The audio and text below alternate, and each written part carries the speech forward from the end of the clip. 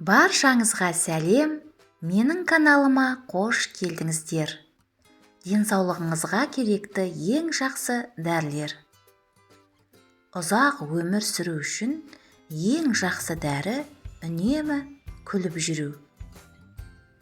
Раққа қарсы тұра алатын ең жақсы дәрі ол жаяу жүру.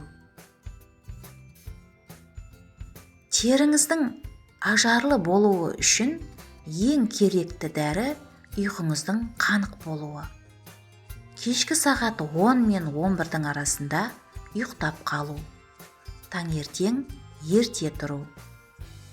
Ал асқазанға ең керекті дәрі асқазанды үнемі уқалап тұру.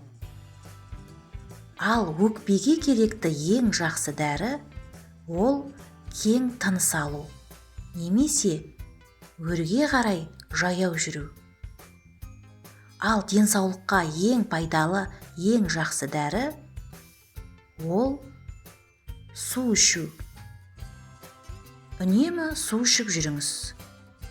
Ал қуатты толтыратын ең жақсы дәрі аяғыңызды үнемі жылы суға салу. Оңай әдістерді қолдана біліңіздер. Ауырмаңыздар. Каналға тіркеліп кетіңіздер.